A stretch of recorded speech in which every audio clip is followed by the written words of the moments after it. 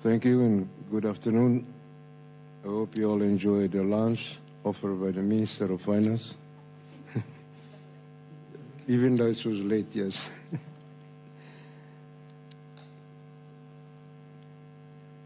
The Prime Minister will be absent from this session because he has other meetings in the National Parliament.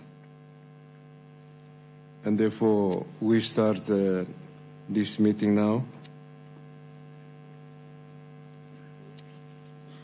The Honorable Minister of Finance, my colleagues, members of the government, distinguished development partners, excellencies, ladies and gentlemen.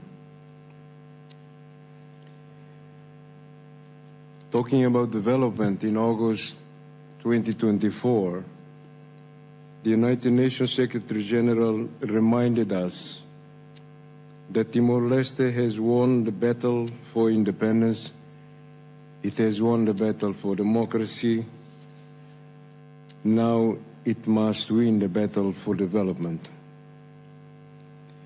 That battle for development is fought in every courtroom, every municipal office, every classroom. It is fought in the quiet work of building institutions that will outlast any of us in this room. Today I have the honor of presenting the achievements and priorities of Timor-Leste's institutional development sector, a sector whose work connects in ways both visible and invisible to every dimension of our national life. Aligned with the 9th Constitutional Government Program, the Strategic Development Plan 2011-2030, the Sustainable Development Goals, and our ASEAN commitments. This sector is a system designed to deliver rule of law, modernize public administration, promote inclusive and decentralized development, and strengthen our defense and our security. At its core, this system rests on a simple conviction that good institutions are the foundation of everything else in this country. A state that is predictable and reliable builds trust, the trust of its citizens and of the partners and investors whose engagement can help us grow. And a state that is efficient and transparent ensures that our significant resources reach the people they were intended for. The fundamentals still matter. Values like unity, education, discipline, compassion, and hard work remain evergreen. But foundations are not meant to be set on. They are meant to be built upon. The next chapter of Timor-Leste requires not only economic progress, but also the rejuvenation of our institutions. Institutions that are more responsive, more transparent, and more connected to the realities of a new generation. Because the future cannot be built on memory alone. It must also be built with the courage to evolve and transform. Our Prime Minister said it clearly, and I quote, "We believe that investing in future leaders will help our country better navigate global challenges as well as foster innovation and contribute to a sustainable and prosperous future," unquote. Every reform we implement, every institution we strengthen, is an investment in a generation that will carry this work forward and carry this work with a sense of pride. As our leaders reminded us and I quote, "Together we build a homeland that is ever more just, inclusive and resilient." These are not ceremonial words.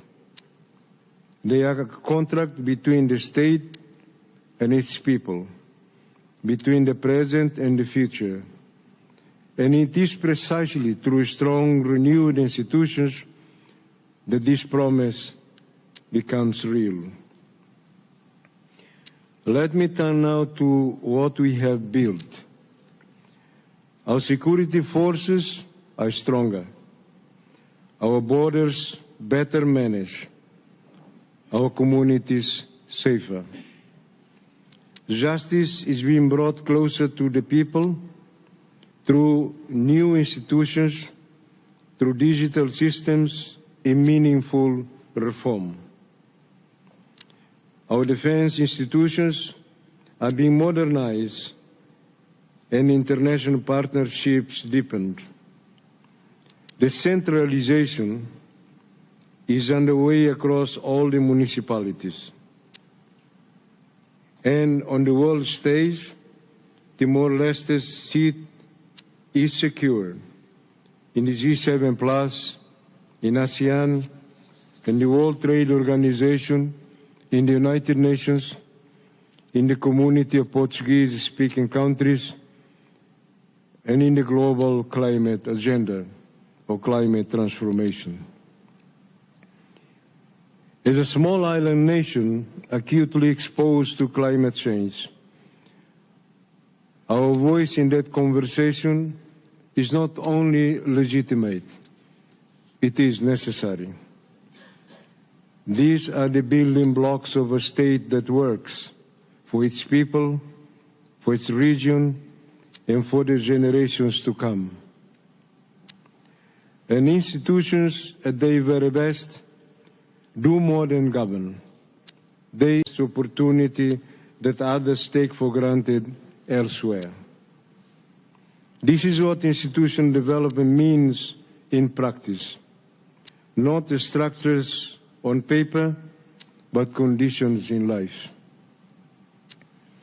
That is also why the discipline of how we manage our resource is, in itself, an institutional question. Institutions are what turn significant resources into lasting opportunity. It is the quality of our governance, not the size of our fund, that will determine which path we must take. The same institutions that deliver justice and manage our borders are the institutions that make Timor-Leste a place where investment grows, where domestic enterprise is nurtured, and where our people, not the ground beneath our feet, become the true measure of our progress.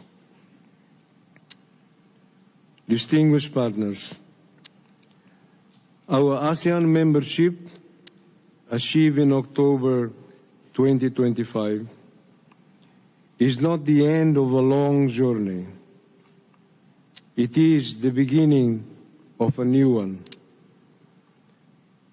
ASEAN gives us access to a market of 680 million people and a regional GDP, gross domestic product, of $8.6 trillion. But its value is measured not only in trade statistics, it is measured in the standards of governance, the standards of rule of law, digital interoperability, and social inclusion it demands of its members. Timor-Leste brings to ASEAN a young, vibrant democracy built on the conviction that freedom and development are inseparable. In each of ASEAN's three pillars, the work of this sector, the institutional development sector, is present. And it is through that work that we will earn our place as a full and contributing member of this community. From our accession in October 2025 to the chairmanship in 2029, we have a defining window. We are not the spectators of ASEAN integration. We are builders of it.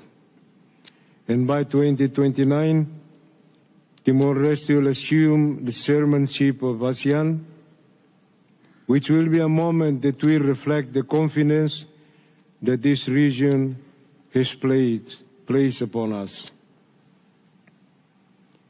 But ASEAN integration also raises a deeper question.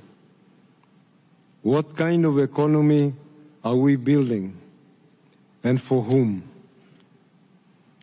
The Petroleum Fund is giving us something extraordinary, and precisely because it is so significant, we have both the privilege and the responsibility to use it wisely as a springboard for the economy we want to build for tomorrow.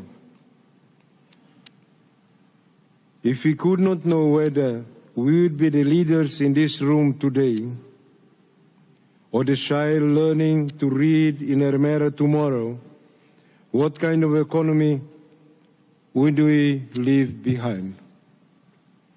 The answer to that question is the answer to our development agenda. The new generation will take over this country with the new sunrise. And when they do, they deserve to inherit a homeland that is diverse, resilient, and full of possibility, opportunities, one that reflects the full potential of its people. Human capital is not a soft priority. It is the engine of everything else. Allow me to pause for a moment on what connects the work of this sector to the future we are building. Timor-Leste has one of the youngest populations in Southeast Asia. But the demographic dividend alone is not sufficient. When children grow up healthy, educated, and supported by a state that can reach them wherever they live, they become the professionals, the entrepreneurs, and the leaders this country needs.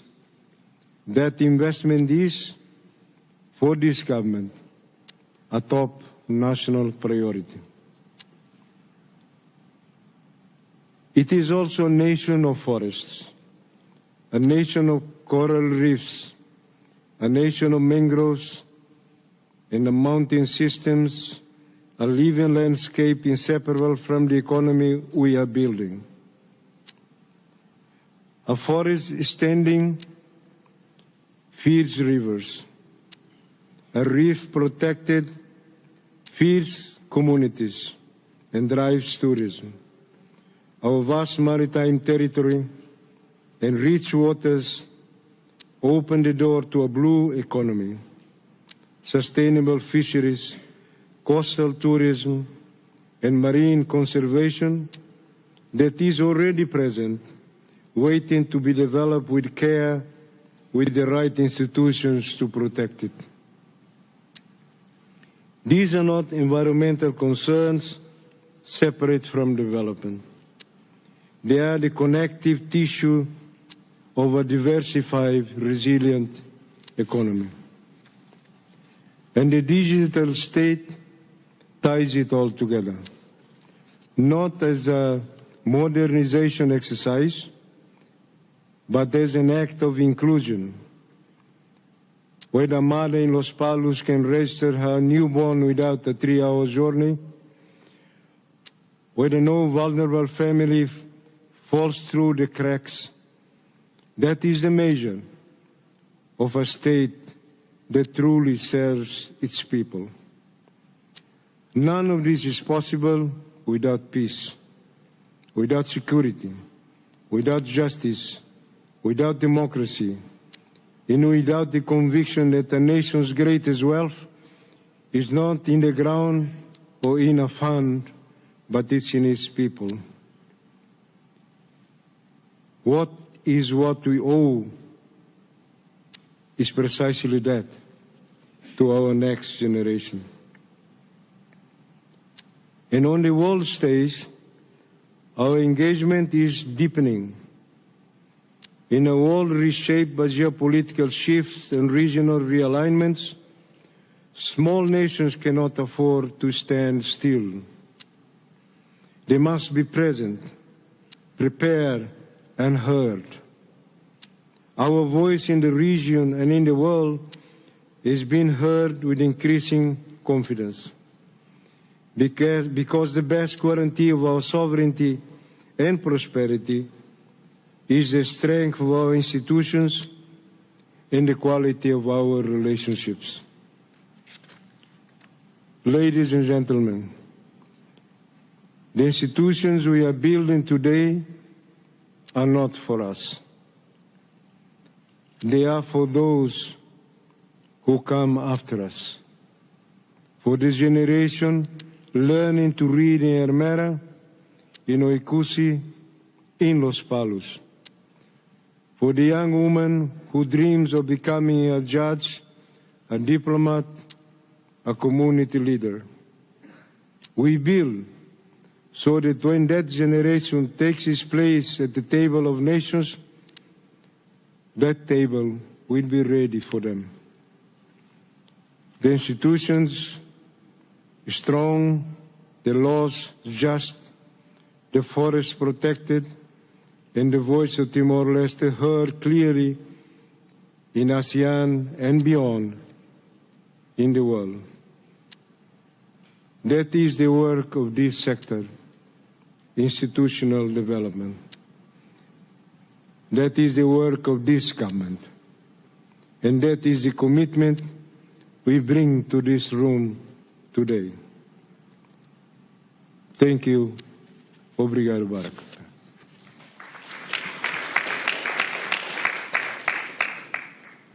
Thank you very much, Your Excellency, for a speech. We shall now begin with the presentation.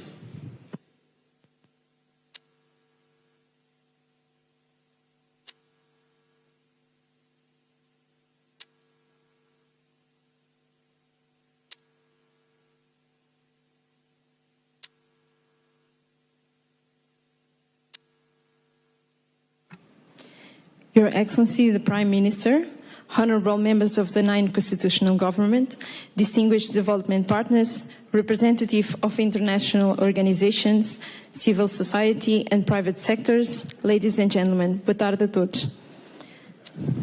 On behalf of the Presidency of the Council of Ministers, it is an honor to present the achievements and priorities of the institutional development sector at the 2026 Timor-Leste and Development Partners meeting. Our sector covers 5 ministries and 1 central mission, building the institutions that will deliver development for every Timorese citizen. Allow me to highlight that the information contained in this presentation has been compiled in coordination with the relevant ministerial lines. Specific questions relating to particular areas of competence will be kindly referred to the respective entities for their consideration and response. The information is also available in the informational document that has already been shared, as well as through the QR code shared with the participants. This presentation has 6 sections: an introduction to the sector and its mandate, the legal framework that guides our work, the role and importance of institutional development, key achievements by ministry, priorities for the future, and strategic opportunities. The Institutional Development Commission was established under the Government Resolution number 43 of 2024, which created the Interministerial Sector Development Coordination Commissions. The Commission for Institutional Development is chaired by the Minister of the Presidency of the Council of Ministers and brings together 6 members: the Minister of Interior, State Administration, Finance, Justice, Defense, and the Vice Minister for ASEAN Affairs. Allow me to emphasize the message shared by His Excellency, the Minister of the Presidency of the Council of Ministers. This message is particularly important as it reflects the opportunities that we are here to address. With this in mind, let us now look at how institutional development is structured to help Timor-Leste win that battle. The institutional development sector works across 4 interconnected pillars, aligned with the 9th Constitutional Government Program, the Strategic Development Plan 2011-2030, the Sustainable Development Goals, SDGs, and our international and regional commitments. First, the rule of law and governance, building public trust, accountability, and legal certainty, aligned with the Sustainable Development Goal 16. The second one is the public administration modernization, digitalization of the services, greater efficiency, and enabling conditions for trade and investment, aligned with the SDG 9 and 16.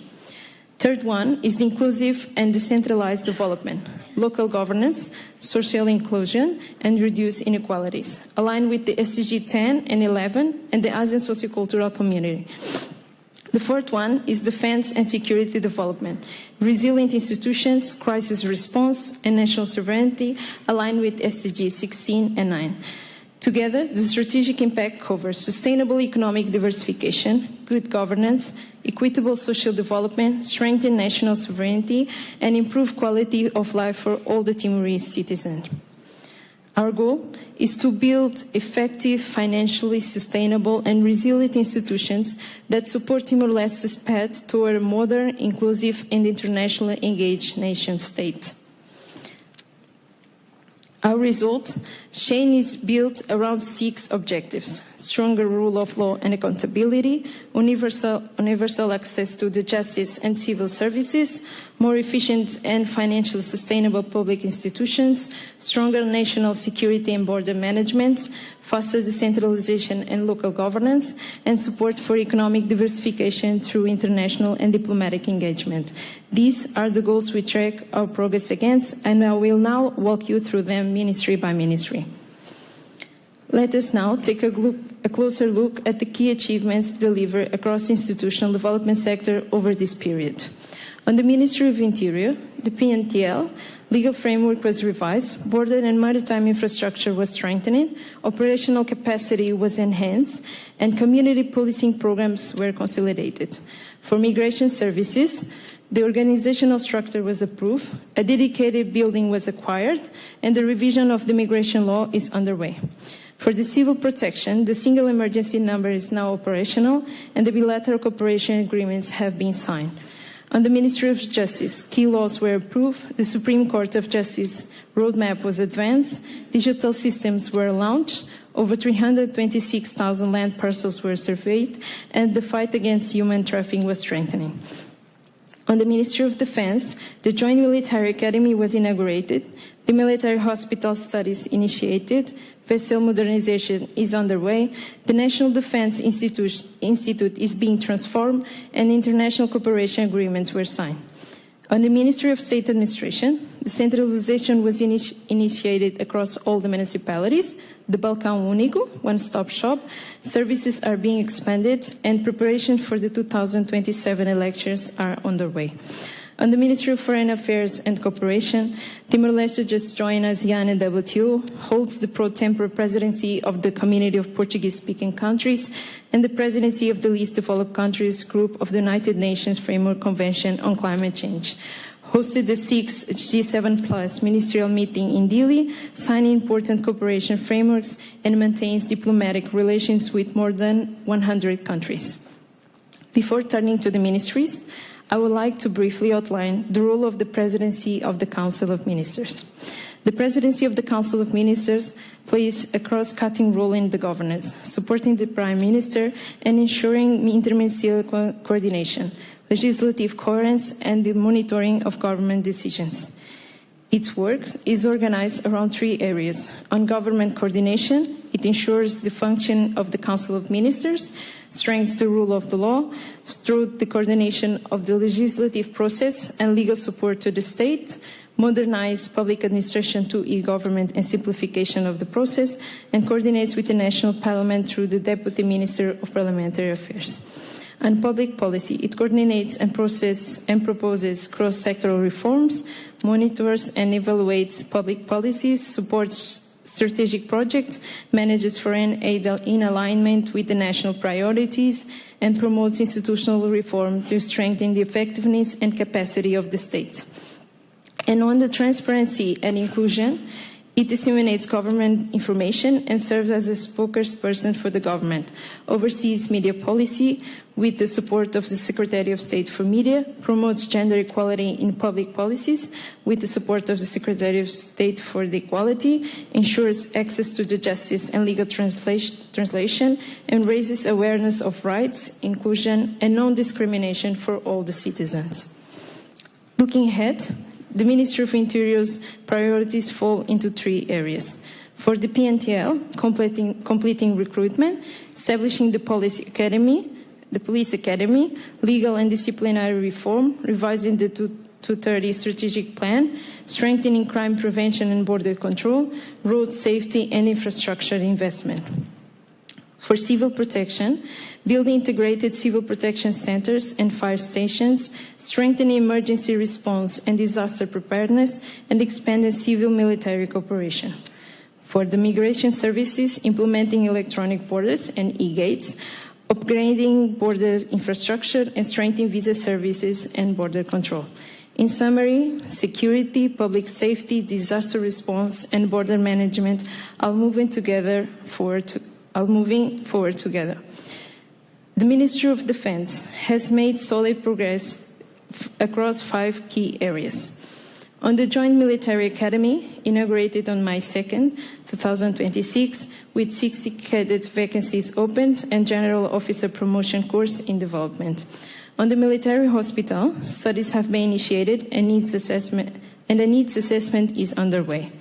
On the patrol vessels Betano and Jaco, modernization and repair procurement are underway to enhance maritime defense and border inspection capacity. On the National Defense Institute, the draft decree law transforming into a higher education establishment has been concluded and is pending the Council of Ministers' approval. And on the international cooperation, agreements were signed with several countries, like Malaysia and Portugal. Further agreements are scheduled with the key partners countries, and the Ministerial Directive of Military Planning and Defense was elaborated and disseminated. Now, for the Ministry of Justice. The Ministry of Justice has one of the most active reform agendas in this sector, organized around 9 priority programs. On the legal framework, several key laws were approved, strengthening the justice sector. On the Supreme Court of Justice, the roadmap was approved, the Selection Commission for Judges was established, and the building renovation was completed. On the unique digital identification system, a working group was established and regulations are under preparation. On the national cadastry system, over 326,000 land parcels have been surveyed and 578 first title deeds were issued. On EGCL, a digital platform connecting courts, prosecutors, public and defenders, police, and correctional facilities is being developed. On combating transnational crime, the National Action Plan for Combating Human Trafficking 2026 to 2030 was approved and key international conventions were ratified. On justice reform, the Justice Reform Plan was approved and scholarship recipients are being trained at Portuguese universities. On legal and judicial training, courses for magistrates, prosecutors, and public defenders are ongoing through the Center for Legal and Judicial Training.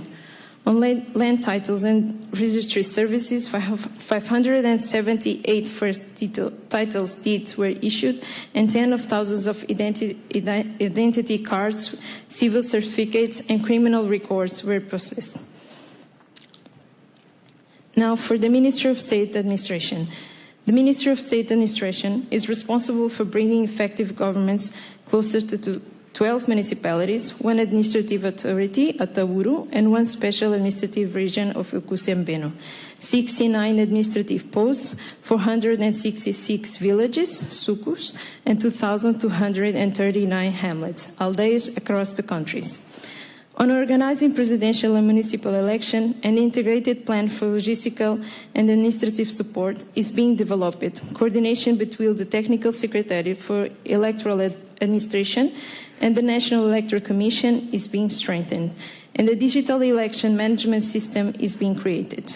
On expanding representative local governments, municipalities that meet the minimum conditions will have representative bodies established, and institutional strengthening programs are in place for those that have not yet met the conditions. On empowering elected municipal authorities, national training programs covering public administration, financial management, territorial planning, and good governance, supported by academic partnerships and performance evaluation systems. For 2027, 3 priorities stand out. On organizing presidential and municipal elections for the representative bodies will be promoted in municipalities meeting minimum conditions, and the necessary logistical and administrative preparations are being finalized. On empowering elected municipal authorities, targeted technical assistance will be provided, reinforcing financial management, qualified human resource, and administrative infrastructures. On institutional strengthening, programs are being promoted for municipal authorities that have not yet obtained a positive evaluation, with a focus on training, efficiency, transparency, and greater proximity to the service to the citizens. By 2028, the focus shifts to consolidating and expanding decentralization. In the evaluation of the decentralization program, a formal evaluation will be conducted to identify progress made and introduce improvement measures. On the second assessment of municipal authorities, the installation of the local government representative bodies will be gradually expanded in municipalities that have not yet met the minimum conditions. On the second group of municipalities, a second group will be announced with continued training of local administration services and a focus on the efficiency, transparency, and proximity to the citizens. On professional development for the municipal authorities, building on the programs already on the way, academic partnership and performance evaluation systems will be deepened and technical assistance units at municipal level strengthened. By 2029, the goal is to finalize the installation of the local representative bodies in all the municipalities and complete the decentralization process. On finalizing local representative bodies, coordination between the central government and all the municipalities will be strengthened, cooperation mechanisms institutionalized, and the necessary regulations reviewed and produced. On training and human resource, programs will be implemented based on municipal skills assessment results, professional development systems established, and technical assistance unit at municipal level strengthening. On improving public service delivery, the Balcão Único, services will be modernized and digitalized, service delivery models standardized across all the municipalities, and quality standards and citizen satisfaction systems established. Across all years presented above, 4 cross-cutting strategic priorities apply.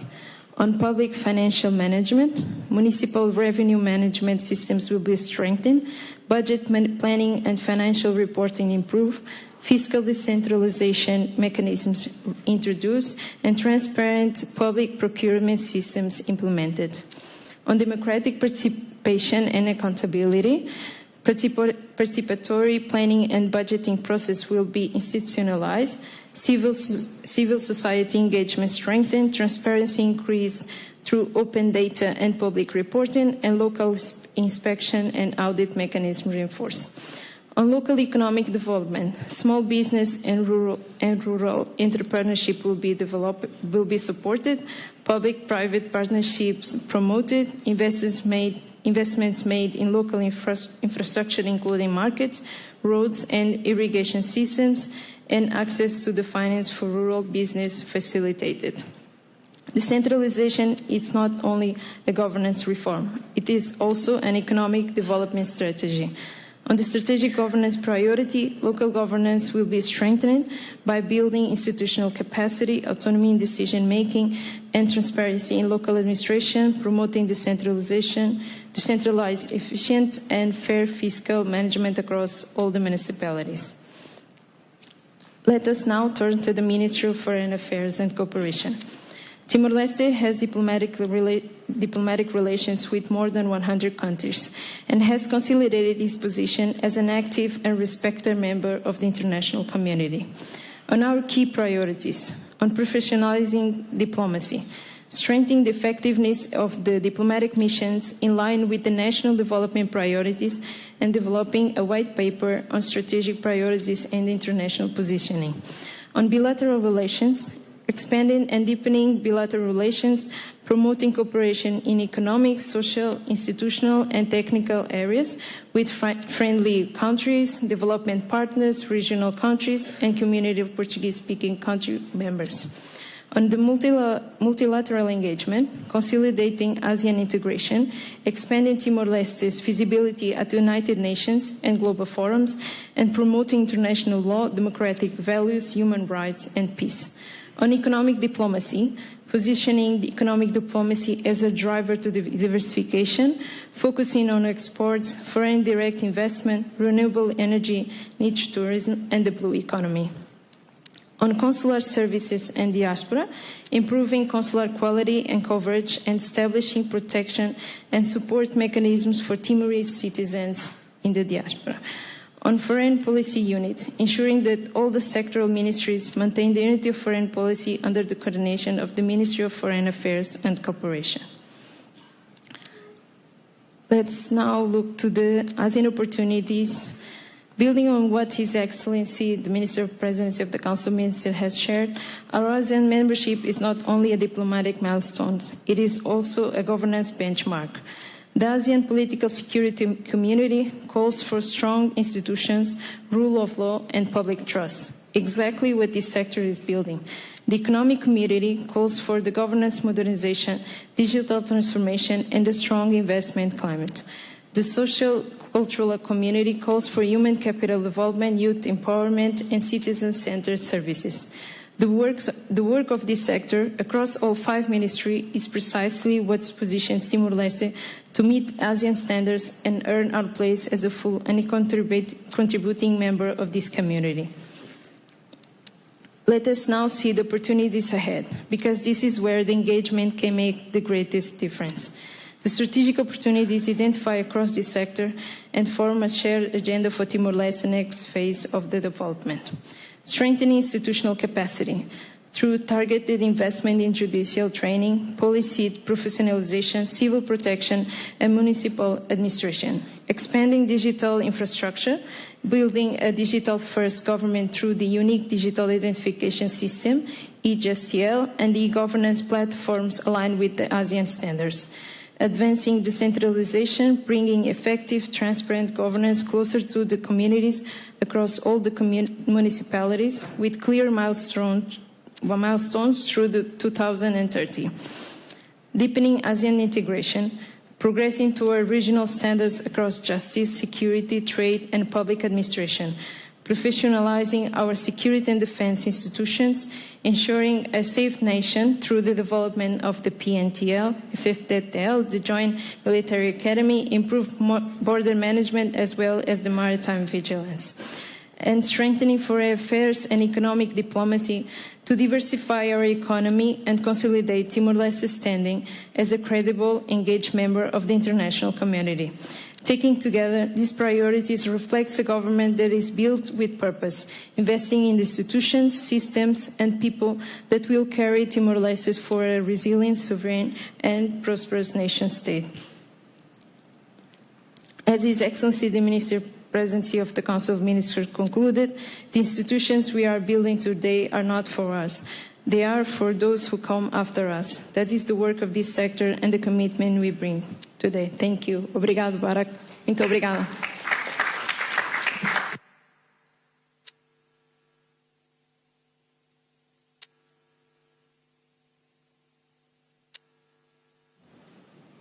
Thank you very much for the presentation. Excellencies, distinguished guests, ladies and gentlemen, let us now have a question and answer session.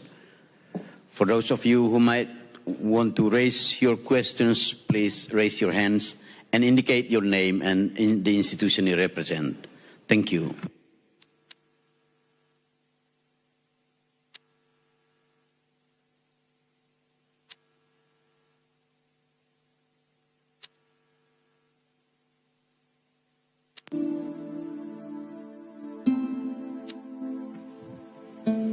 Once again, the floor is open for questions, and therefore, if you have any questions to ask, please raise your hands, say your name and your institution.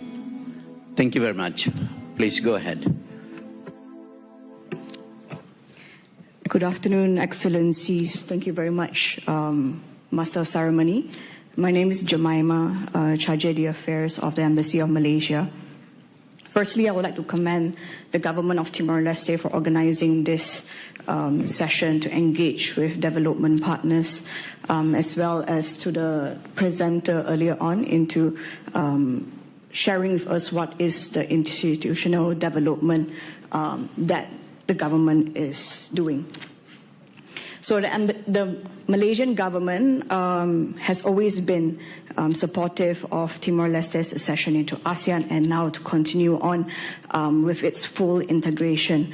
But of course, from the view of the embassy, aside and also expanding from G to G cooperation, we are also encouraging more private sector from Malaysia to enter into Timor-Leste, be it to invest or expand their businesses.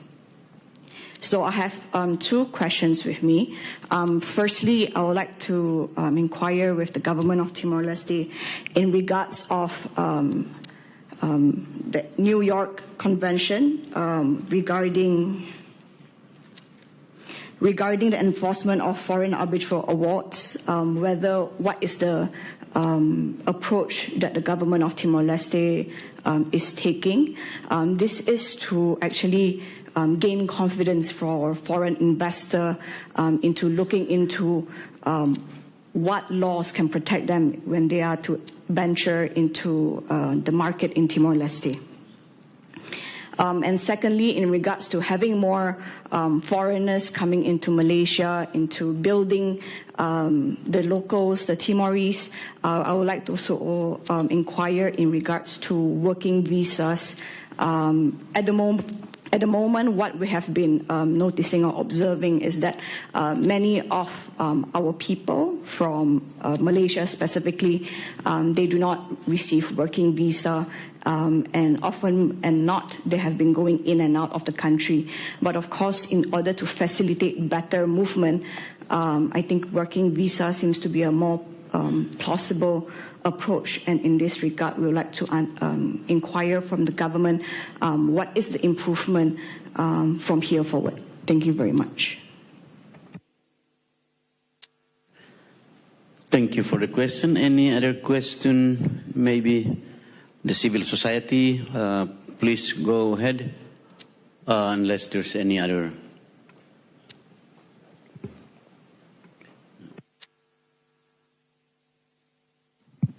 Obrigado, Barack. Eu enharei a slide da apresentação.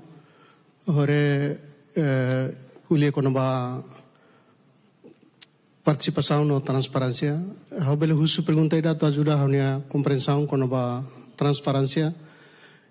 Atualmente, aí tem o governo, o Ministério Barack, hililiu atau publika sirnya press release ka komunikado imprensa usi sai da magsira halo duke dokumentus esensial sira nebe bele publika iha website sira promove canal seluk nebe bele encoraja participação no inclusividade se parte hutu infelizmente a mehre katak se iha desafios parak nebe mehre me labele ajuda menia participação nebe dia clio katakiha situação ainda bele incorpora iha fortalecimento ba institucional ne to dia kliu tapi raisialuk sia ita bocire hatene liu baidane katak liu ia parlamento nasional esboço lei ga proposta lei sira bele disponibiliza iha website atau ajuda participação acadêmico comunidade científico sociedade civil sira atau oferece ni contribuição antes do ia fazer a discussão ou aprovação. Obrigado, Barack. Thank you very much. Yes, please go ahead, Madam. Thank you, MC. Boa tarde. My name is Stefania Dina. I'm the Country Director for the Asian Development Bank. Excellency, Vice Prime Minister, Excellencies, Ministers, and Ambassadors and colleagues. Thank you for the opportunity. I'd like to actually ask a question related to ASEAN, since this morning we didn't have too much time before lunch.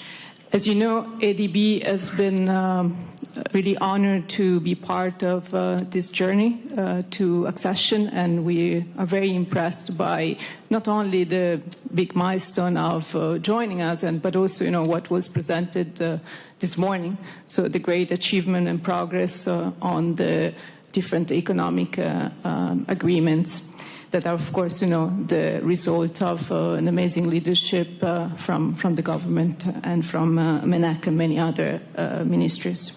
From our side, as development partners, we are trying now to look a little bit more from, internally as development partners, how we can coordinate better. And I was really pleased to see, where the 6 different areas this morning were presented where we can actually support. But I'd like to ask the government, in really in a practical way, how can we, from your side perspective, do better in terms of making sure that we don't just come with, we'll support this pillar, or TA, or this, but, more precise and practical and help you in terms of coordinating and be more efficient, because we do know what it means to be part of ASEAN in terms of number of meetings, number of tasks to perform. So how can we be, better development partners and really be efficient and support you at best? Obrigada, Barack.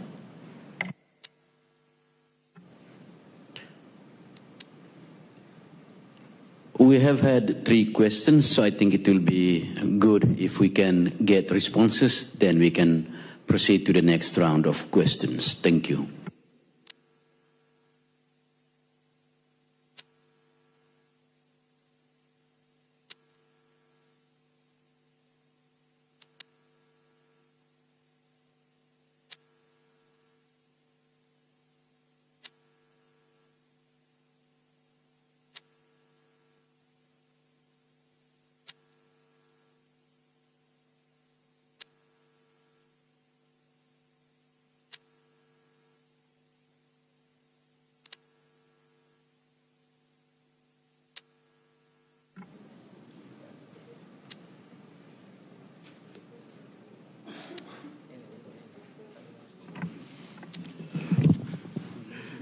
For the question from Malaysia, as you see, we are celebrating now 24 years of the restoration of the independence. We are complying with all the international conventions. Some are already signed, agreed, some other under processes. What you mean by the term New York Agreement on Foreign Investment, I think this is a very important part that Timor-Leste will adhere to this. I think we will communicate with our permanent representative mission so can have the follow-up on this. But this really need a thorough discussion about these processes of investment protection and together. Yeah, thank you.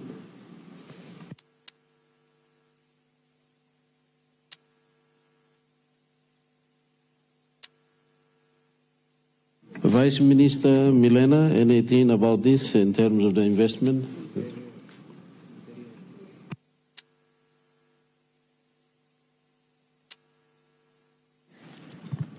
Thank you, Excellency.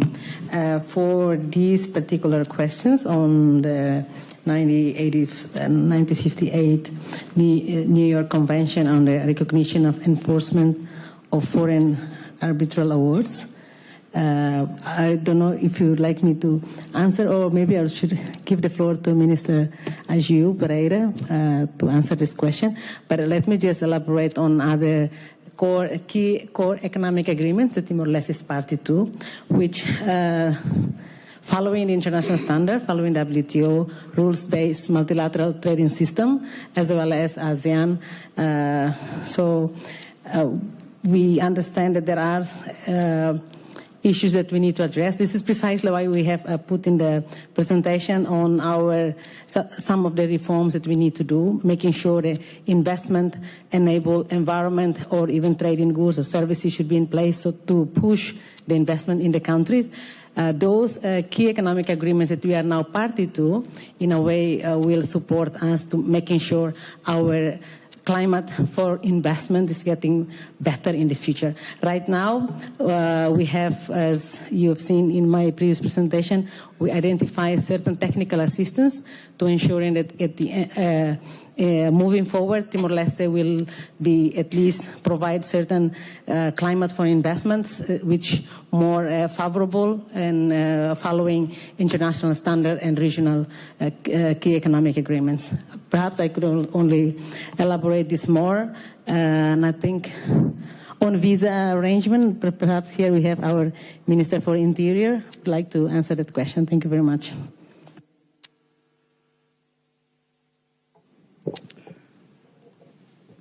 Thank you very much. Can I say something on working visa? Thank you very much, Vice Prime Minister, colleagues, members of the government, and ambassadors and other entities. On the working visa, I think if we look at our immigration law, there are requirements that need to be followed in terms of getting the visa, the working visa applications. So currently we are trying to reorganize it in order to at least to fulfill the needs of the many that wants to get a more, the call is a more shorter time in terms of getting the visa process. So because the arrangement of the working visa it involves a few institutions in this country. We call it the Secretary of State for Employment, and then the Ministry of Interior. So we have to look at whether the person that is coming, do we need this person to come to work in Timor, or we have some resource available instead of getting people from outside coming to work here. Those are the assessments that we need to do it before we issue the visa. So, but we'll try our best in terms of we continue to work to do a few review on the working visa in terms of facilitating more application of visa. And currently we have migration attaches in few embassies outside of the country in terms of facilitating the application of working visa. I think this is the answer that I could give it. And then the other one is just to reinforce about the New York Convention. I think if you look at our investment law, there are laws that we always try to follow all the international rules. So in order to facilitate the investment in our country. So so I think the Minister of Justice probably will provide you more kind of information about this kind of investment laws. How to respond to that? Allow me to speak in Tetum because since one of the colleagues from civil society mentioned something about civil society participation in discussion of legal frameworks from the government. Atu dihandit yang kata kanal sirne ihela. Quando ia discussões de Conselho de Ministros, normalmente o Conselho de Ministros fosse ela baia público com a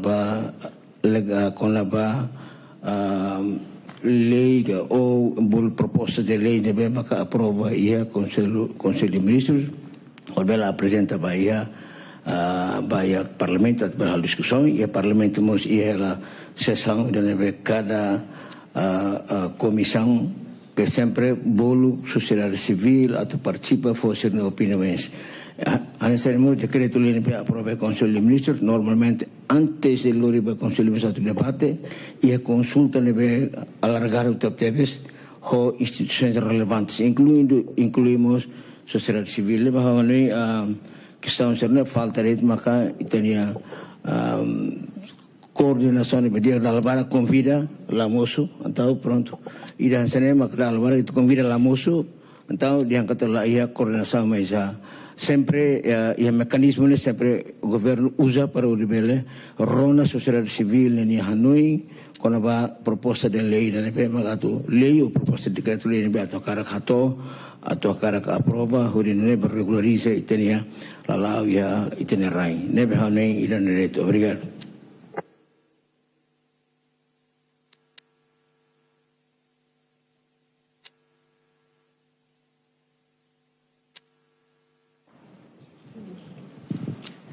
Ministro.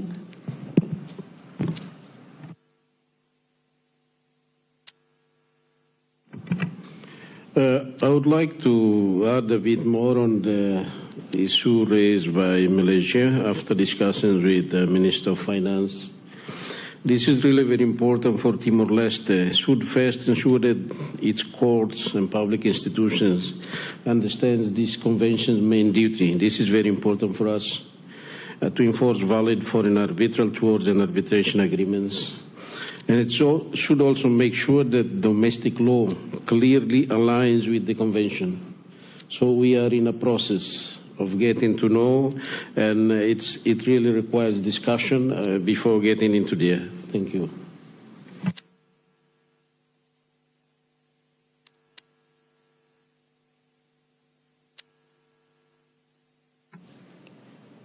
Probably I just add for the what has been mentioned by Minister of Interior in terms of the communication between the government and then civil society. Actually, Timor-Leste is already a member of the Open Government Partnership, which is government has to make the information, public information, available to all stakeholders, including the civil society. So that is something that we need to strengthen in the future. It's just a matter of the coordination, but the commitment is in there. Thank you.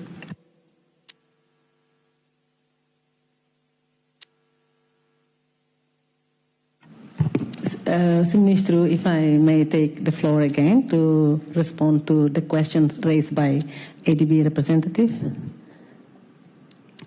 Okay. First of all, I would like to express our sincere appreciation for ADB as being one of the agency that helped Timor-Leste since day one in our accession to ASEAN and has supported us not only in technical assistance alone, but also providing qualified Timorese to work together with us, making sure our compliance towards different economic agreements. The question was about how we coordinate. I think we've been doing perhaps we also identify coordination remains to be one of the issues that we need to address together. But I think having such an approach like this, the Tldpm on an annual basis, and also probably we could also have another mechanism to have our meetings more regular to make sure that we actually share and have the same understanding of where how we can address some of the issues, but strengthening coordination, what we also aware that needs to be strengthened, we need to be improved. And for ASEAN accession, obviously for economic pillars, we work closely and under the leadership of Vice Prime Minister for Economic Affairs. We have our CIOM representative as a senior official on economic affairs. We also have the other two pillars also has their representative on social culture and also political security. But bear in mind that these are actually complementary to each other. We're focusing in one pillar, but actually contribute to the effectiveness of the other pillars, which then the National Secretariat rests at the Ministry of Foreign Affairs and continue also to engage closely under the leadership of Vice Prime Minister. The two Vice Prime Ministers on two different pillars continue to make sure that we actually coordinate the way forward and also if we need to have more engagement on a regular basis just to find out more what we need to do best. We are looking forward to that opportunity. But coordination has been an issue. But I think even though that is the case, but we have been doing a great job so far. I think coordination has been always an issue everywhere. But looking forward for a better discussion so we can address the issue of regional integration together with the partners here in a very coordinated manner. Thank you.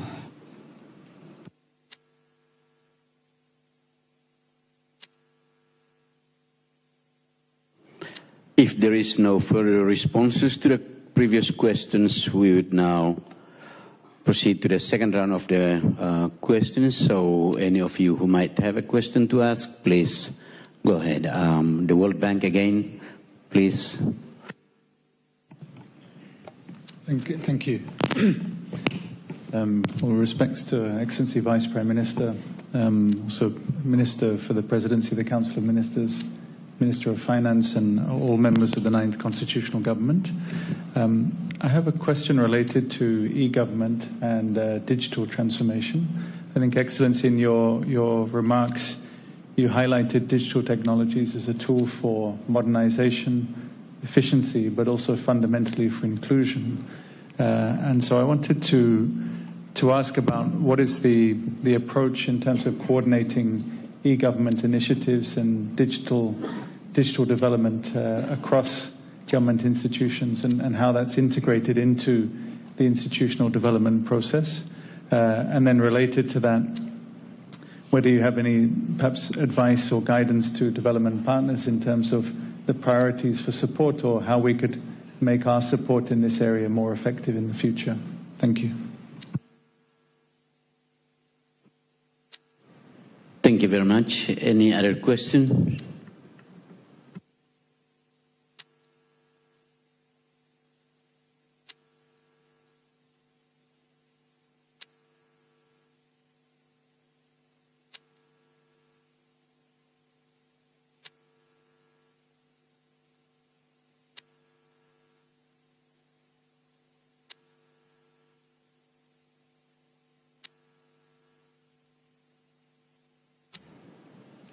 I have not seen any other hands raised. Therefore, I assume there's only one question. So I guess we will go ahead with the answer. Thank you. Thank you for your question. The e-government, of course, is currently a fashionable approach to make government more efficient, effective, and to some extent also add some transparency in the terms of, in the sense that people can access better the information that the government has that can be of use by our people, by citizens. As a concrete measure, our government currently is working together with the European Union assistance to digitalize the entire Jornal da República, our official gazette, so that it becomes available online to everyone who wants to access them. And that means to a lot of material, laws that derive already from the Rttl.Ep time and over more than 20 years of legislation that have joined that Rttl.Ep legislation to help build in the state. Digitalization, of course, we are in the era of digitalization, so everything now have a tendency to be digitalized. And we believe that this is an urgent approach. Our Public Service Commission itself is going through an era of digitalization so that in one hand you have better archive, we have better documentation management, and you therefore enhance transparency in the way the government deals with the administrative affairs, legal affairs. And all this steps might not sound very gigantic, but they do help to minimize the risks of misplacing, losing documents that are very necessary.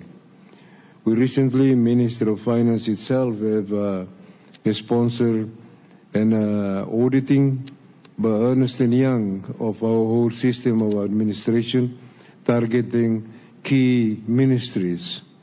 And one of the findings that actually Ernst & Young have detected is that we do have some work on organizing our documentation archive to be able to ensure that all this process of governance are not lost on the way, so that it stops depending only on individuals.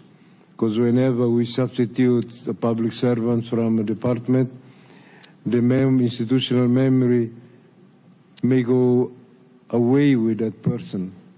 And now we're fixing it.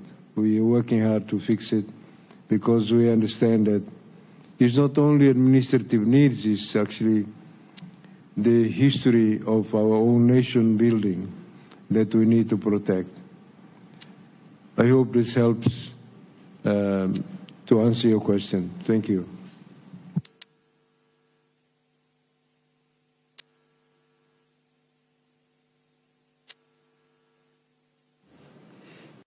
Thank you very much, Your Excellency, for the answer. Any other questions maybe before we conclude this session?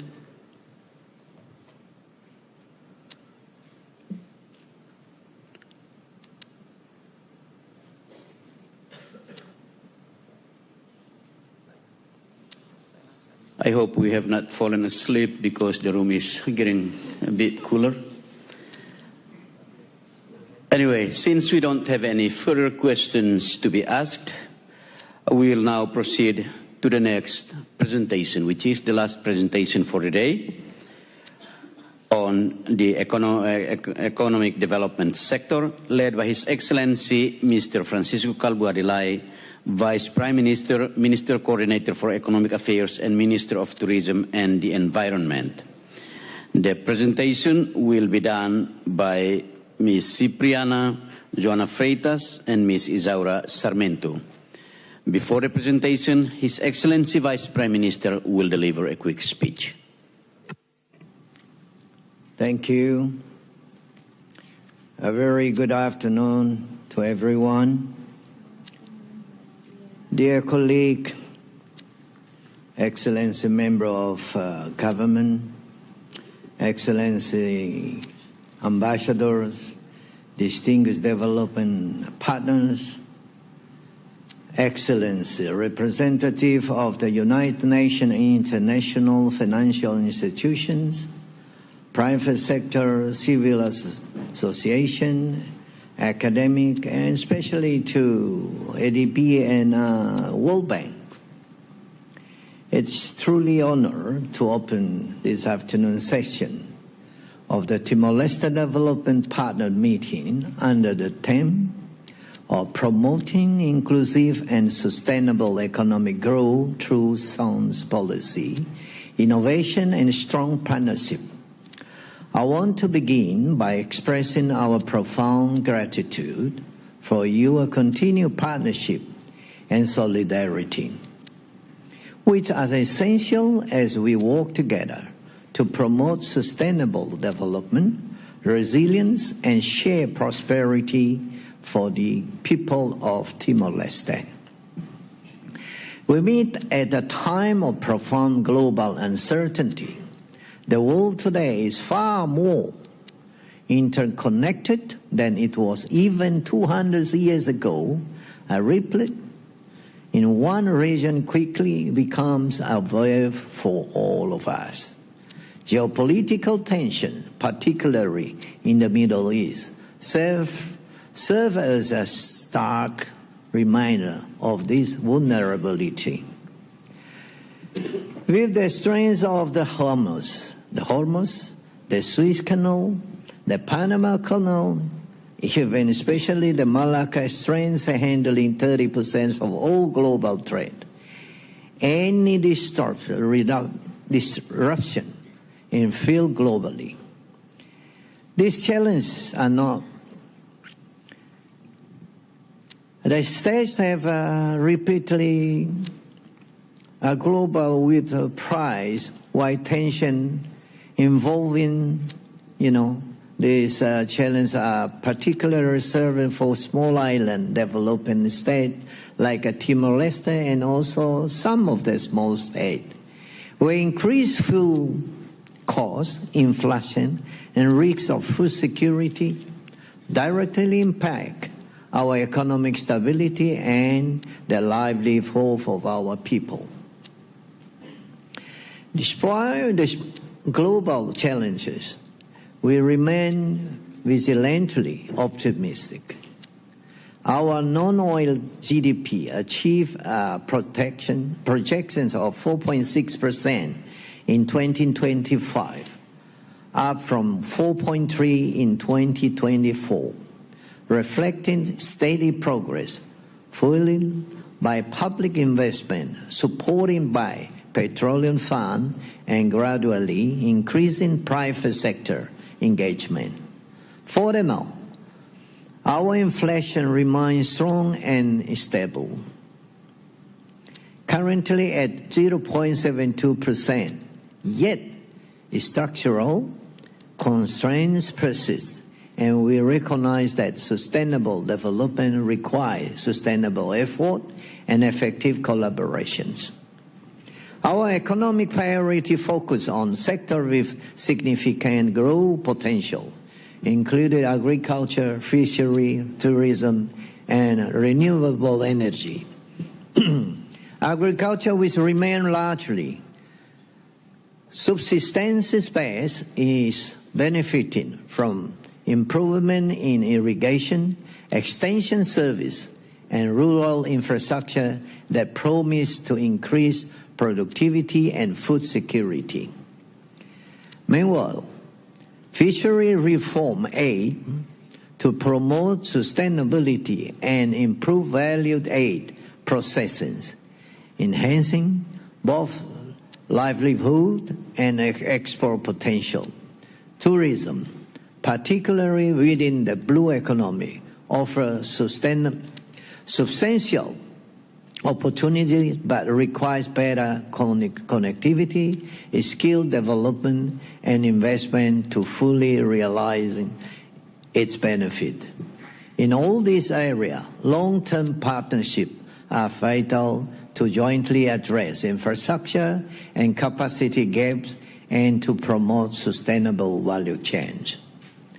In parallel, we have strengthened our legislative and regulatory environment by adopting important reform, including the insolvency law, private investment law, competition law, and export promotion law. We are committed to aligning our system with ASEAN integration framework and WTO accession requirements. This includes integrating our single windows system with the ASEAN single windows and developing national quality infrastructure to meet international sanitary, phytosanitary, and technical barriers for trade standards. These reforms are already encouraging, creating investor confidence, and reflected in a projected 9.7% rise in private investment in 2025. Ensuring energy security remains a strategic priority in line with global market volatility. While hydrocarbons have historically supported our economy, we are accelerating diversification into renewable energy, particularly solar and wind, and enhancing green infrastructure. Regional cooperation will be central to overcoming the financial and technical challenges. Food security is equally important, and we are transforming subsistence agriculture towards commercial system by investing in irrigation, cold storage, feed miles, and agro-processing facilities. Strengthening domestic production capacity is essential to reducing import dependency. Particularly, export grew by over 20% last year, despite ongoing logistical and skill challenges. As we prepare for Timor-Leste's ASEAN chairmanship in 2029 and progress toward full ASEAN membership in WTO, we reaffirm our commitment to regional integration as a pathway to expand trade, investment, and share development opportunities.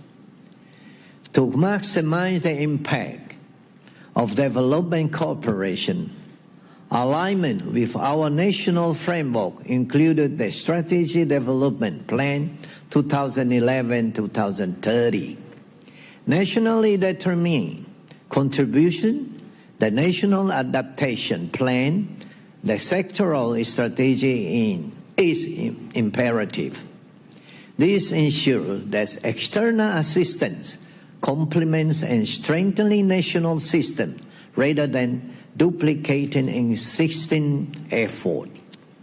In this context, we emphasize the importance of national ownership, strong institution, and human capital development, empowering Timorese professionals, and embedding capacity within government system are fundamental to ensure that knowledge transfer is practical, measurable, and sustainable beyond project cycle. True progress is measured not only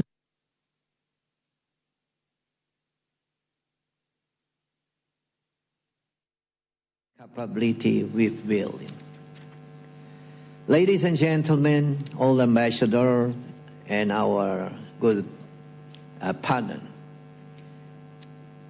we realize, and we have to be honest, that we are developing a small developing economic growth state. So partner is very important for us. So we keep and continue to learn from you. Let's put our hand together. That we are still small economic growth.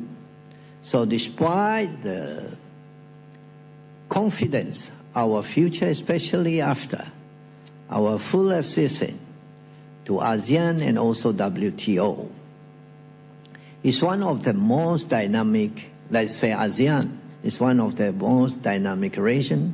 It provides 607,000 million a market with total of foreign direct investment, CFD, DI, into ASEAN now reaches 226 billion.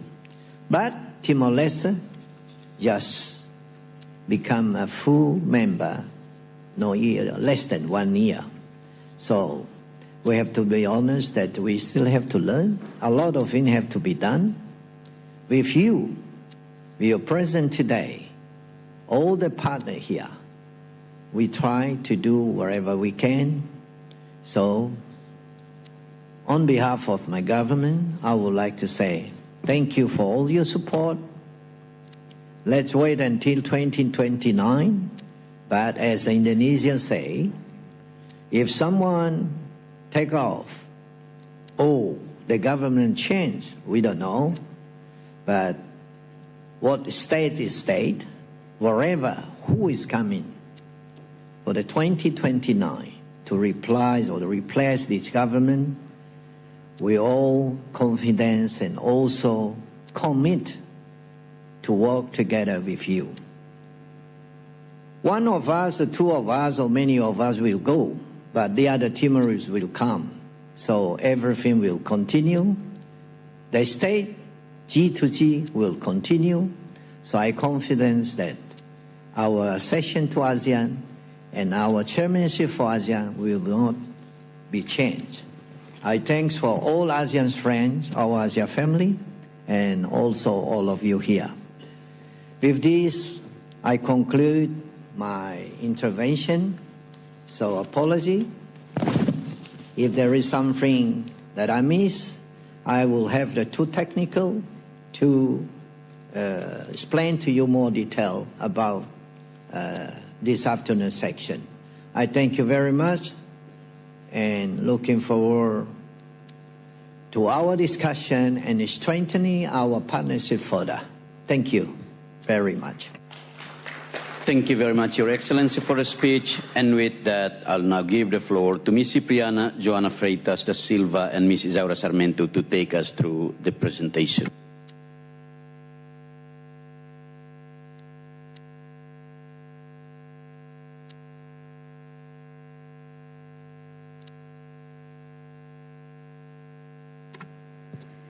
His Excellency the Vice Prime Minister, Honorable Ministers, distinguished development partners, Excellencies, ladies and gentlemen, good afternoon.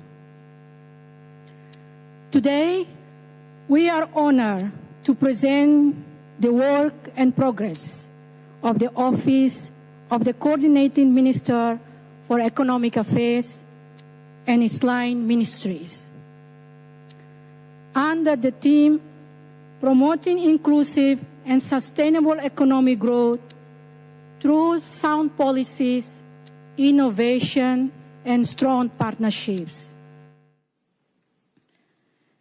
This presentation will highlight Mackay and its line ministries' mandate, achievement, challenges, and future priorities under the 9th constitutional government.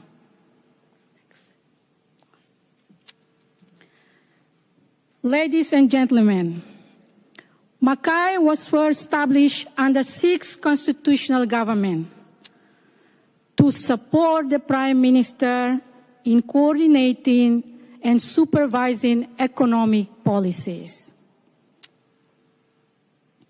Under the 9th constitutional government, Mackay has been strengthening to lead national economic transformation. Currently, Mackay is led by His Excellency Francisco Calvadilay, who also serves as Vice Prime Minister and Minister of Tourism and Environment.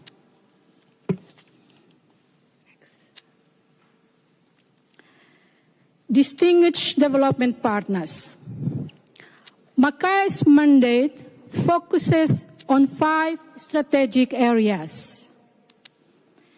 First, strengthening coordination among economic ministries to work under a single vision.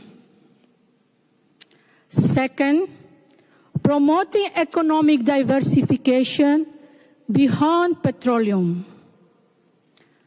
Third, supporting blue and green economic initiatives for sustainability. Fourth, encouraging investment and private sector growth. And finally, the fifth, strengthening micro, small, and medium enterprises and creating more domestic employment opportunities for our people.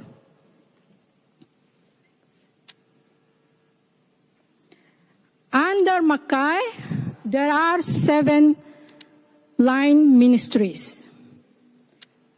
Together, these line ministries contribute to national economic development through sectorial policies and programs.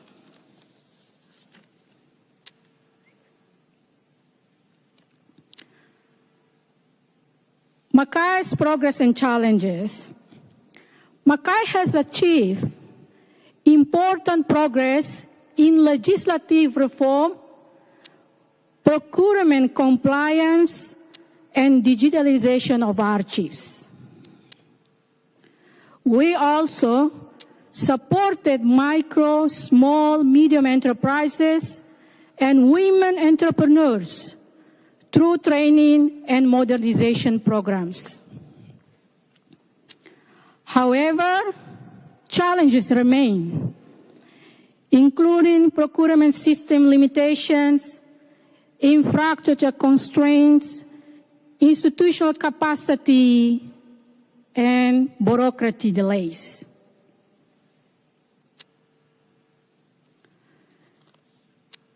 We are on Ministry of Commerce and Industry.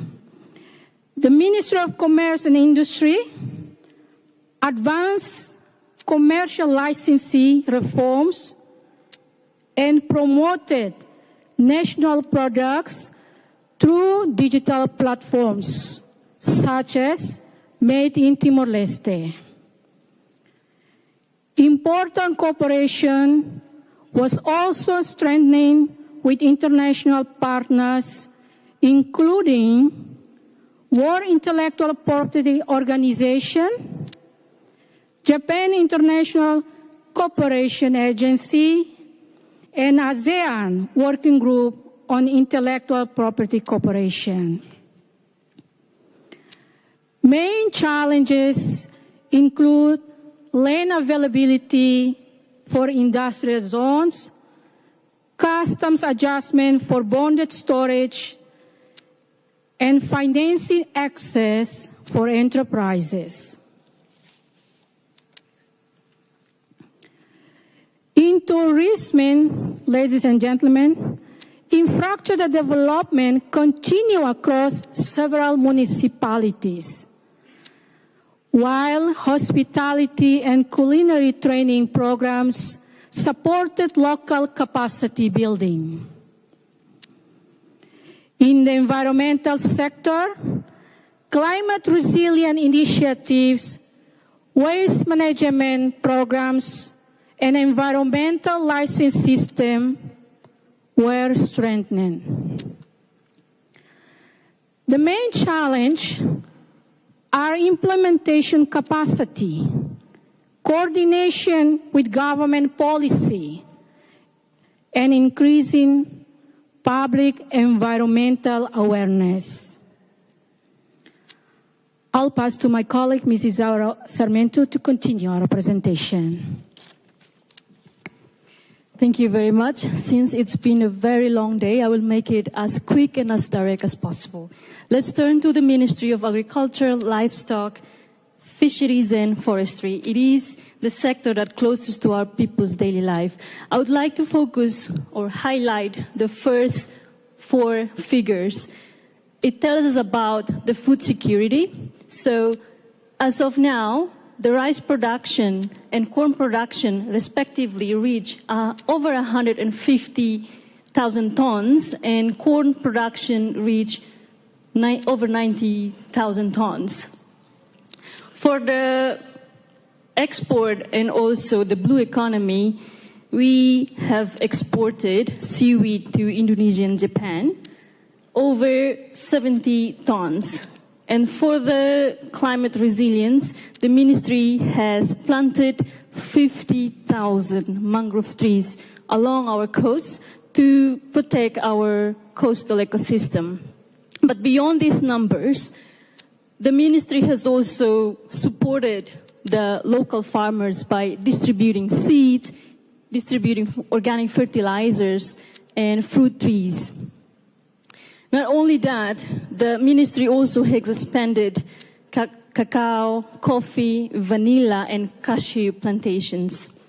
The ministry also has been developing a local dairy cattle, meaning that we will have our own dairy industry here in Timor-Leste.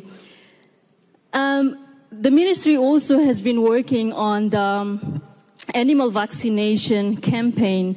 And to support the aquaculture activities, the ministry has distributed fish seeds across 11 municipalities.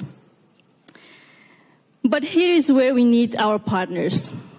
Most of our farmers still rely on traditional methods, and most of our irrigation systems are still underutilized.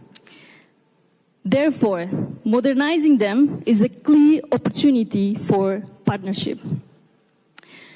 The second one is the climate change. Climate change is already affecting our yields due to the unpredictable rainfall and also long period of drought. So we need stronger climate-smart agriculture programs. Our coordination between central and municipal services need to be strengthened. In short, what we would like to say, our foundation is there. What we need now is investment in irrigation, climate-resilient farming, and stronger institutional support to scale what is already working. Let's turn now to the Ministry of Transport and Communication. The progress here is visible.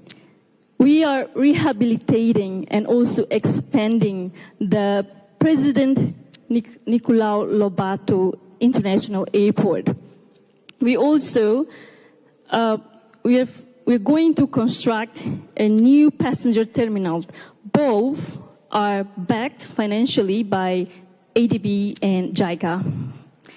As of the airports in Swai, we are thinking of upgrading the airport, and also the feasibility study for the regional airport in Los Palos, Maliana, Viqueque, Same, and Atauru are still priority to the ministry, as well as the feasibility study and DED for ports. The ministry also has been working alongside with the support of the Green Climate Fund. The ministry has established early warning system, which include marine buoys, airport antenna, and 3 large radars. Where do we need partners? Land acquisition and community relocation remains a persistent challenge.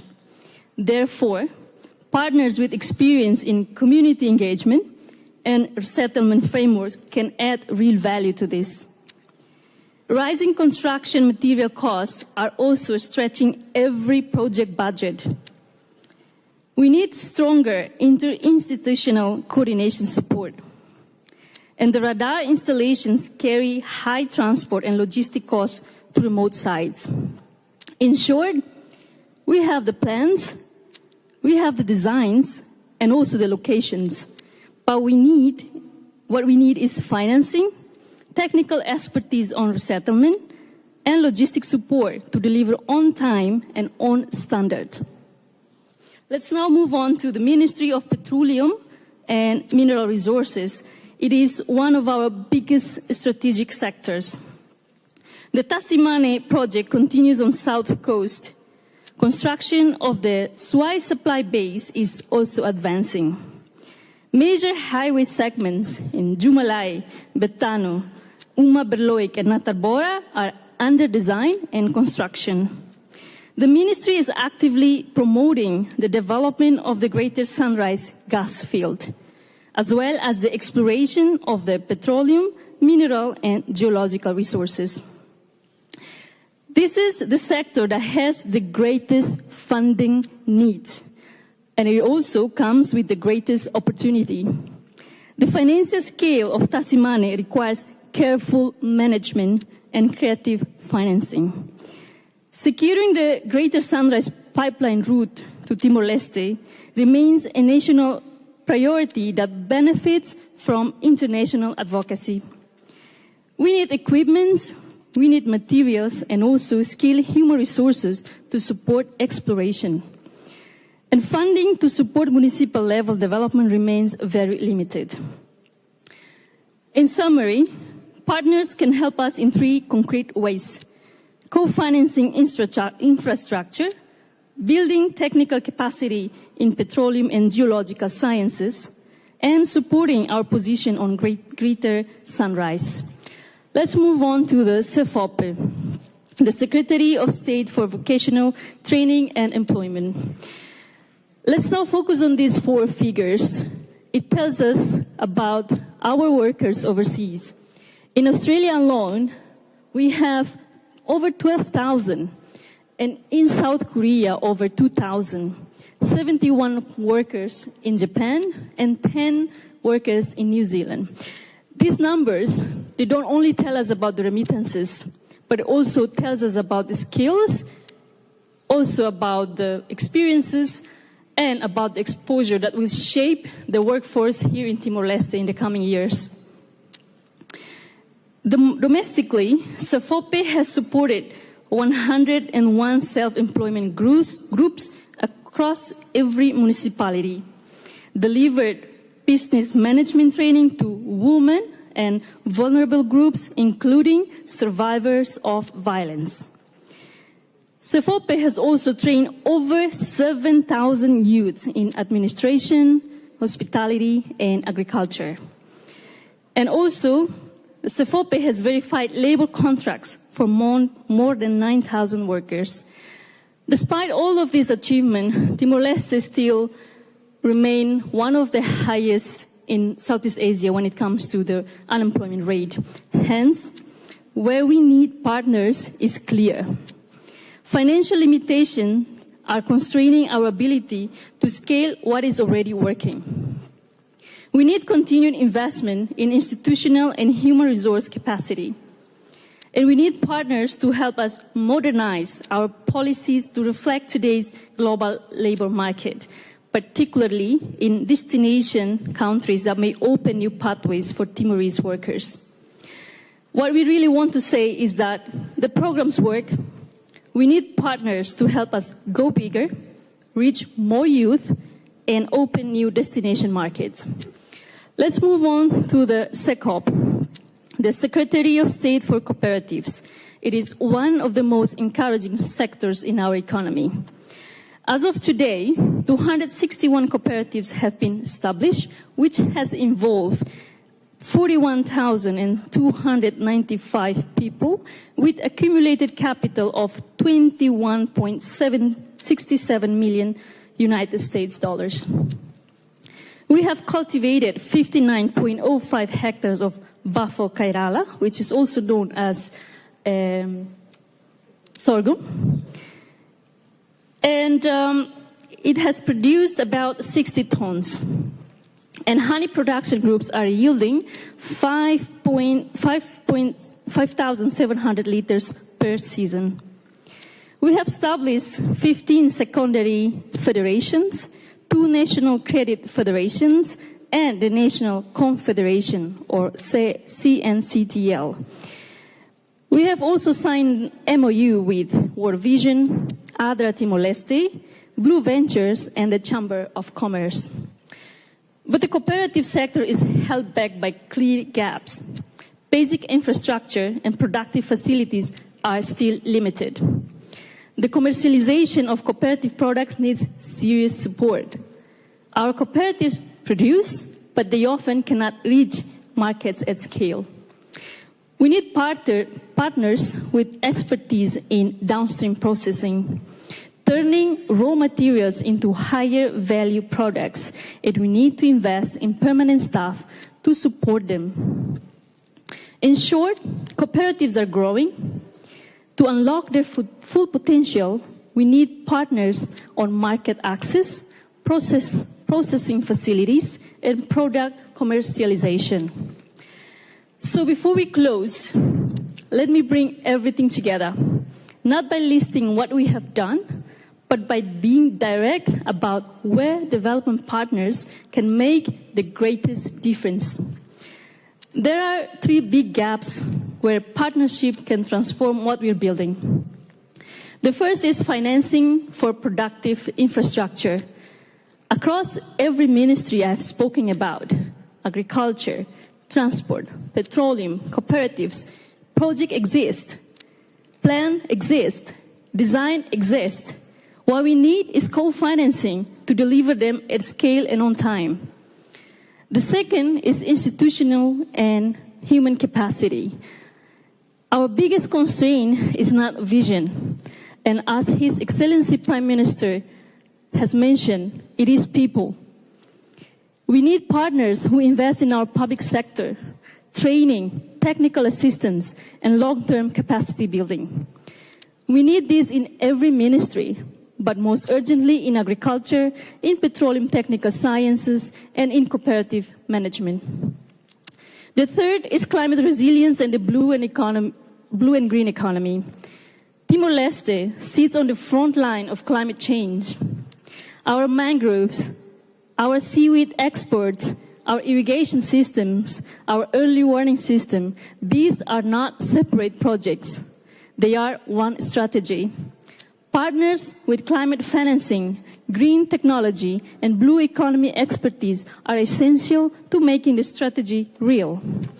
If we work together on these three areas, infrastructure financing, human capacity, and climate and ocean resilience, we move from coordination to transformation.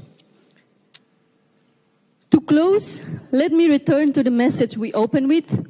Strong partnership, innovation, and sound policy remain essential to inclusive and sustainable economic growth in Timor-Leste. I have shared with you today did not happen in the progress that I've shared with all of you today did not happen in isolation. It happened because of the partners in this room.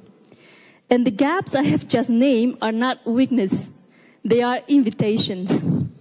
On behalf of the Office of the Coordinating Minister for Economic Affairs, I thank you for your continued partnership and for your attention this afternoon. Thank you very much.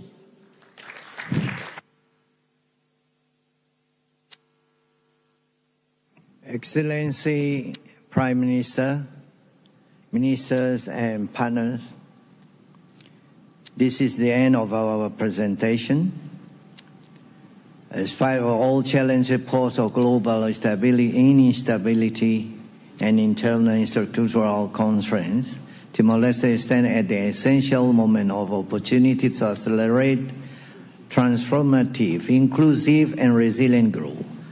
We reaffirm our sincere appreciation for all your partnership and our commitment to working collaboratively toward a resilient horizon found and shared responsibility and a shared vision for sustainable prosperity. With this, if you have any question, there are different areas of ministers are here for the economic affair. So could you please to raise your hand when you have some question. Thank you very much. Thank you very much, Your Excellency. As His Excellency Vice Minister has said, if you have any questions to ask, please raise your hands. And I'd still encourage you to say your name and your institution before you ask the question. Thank you very much.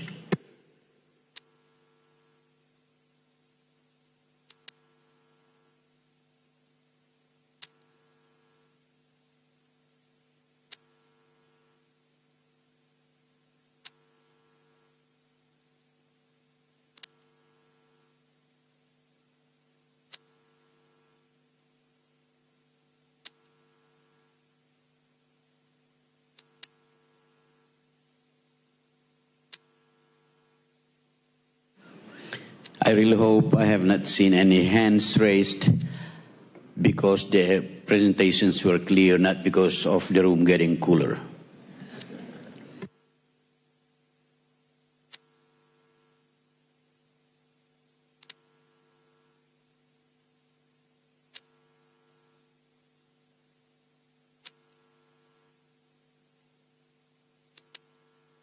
Since we see there is no question, it may be all too tired, or too late, or everyone convinced. That's only. So I will give the floor back to Minister of Finance and to decide where we go after this. Thank you. Thank you very much, His Excellency. I think we conclude for today, and then we hope that we will see each other again tomorrow with new energy and then more discussion and then issue to be discussed and then find an answer for the issue that we brought together here. Thank you. Your Excellency, I'm sorry, we cannot let everyone go sleepy. Therefore, there's coffee in the cafeteria and the place that has been prepared for the afternoon. So please have some coffee before you go. I think that helps us to drive even safer. And please do not forget to come back tomorrow, as we'll be having the second day of the meeting. And we'll be having presentations as well on the infrastructure development sector, as well as social capital development sector. We will be commencing at the same time, 8 o'clock, and therefore, once again, please come back. I'll see you tomorrow.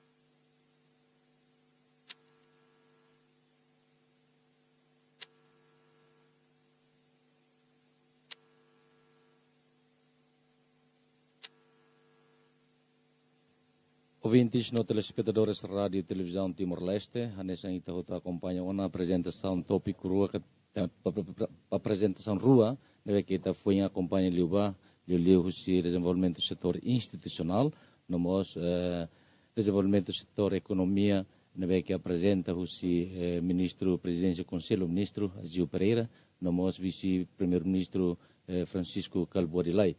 E sessão iranema que termina discussão com a reunião anual Parseiru Dezenvolvimentu Timor-Leste nian ba lorong dahulu nian no reunião que a discussão se continua e a lorong abang.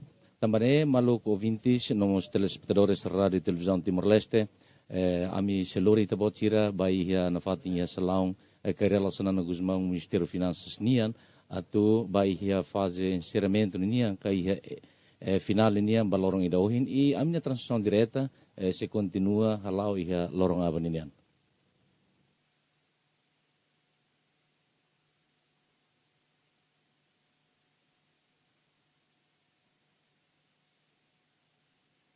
Di televisão Timor-Leste, ida nema kaita botira acompanham na transmissão direta nebe RTTL transmite baita durante loron ida husi daderto ora sida nedau e durante encontro ida ne parte relevante sira destaca pilar central tolo ba futuro resiliência maka política no plano ação ba promoção economia tasi nebe resiliência no sustentável Timor-Leste ba rihunrua ruanulur senlima rihunrua torunulu e segundo maka relatório monitorização kono ba progresso PED rihunrua sanulur sen ida to rihunrua torunulu e parte pilar tolunian maka kono ba adesão ba ASEAN Integrasaun regional ba desenvolvimento nacional e ouvintes no telespectadores Rádio e Televisão Timor-Leste e a discussão se parte da RTTL local e a parte Ministério Setorial será apresenta sirania progresso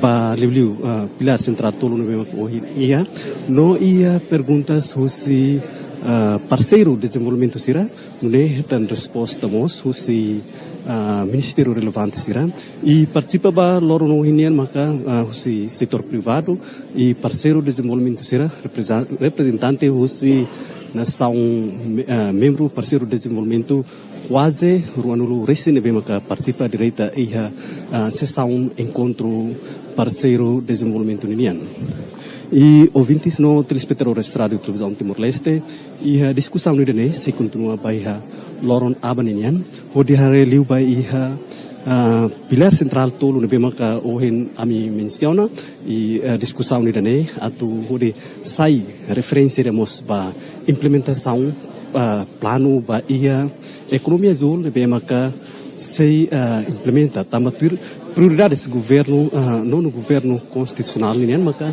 atau implementa ekonomi Azul husi tinan rihun rua ruanulu resin 5 to rihun rua tulunulu resin 5 nune karba referência husi PD rihun rua stanulu resin ida rihun rua tulunulu atau nune bele lautir progresso saída maka durante ne liu ia plano estratégico desenvolvimento nacional nebe i hario na ia tinan rihun rua stanulu resin ida to rihun rua ruanulu amekar teten rihun rua tulunulu tamane hoje ni apresentação mos iha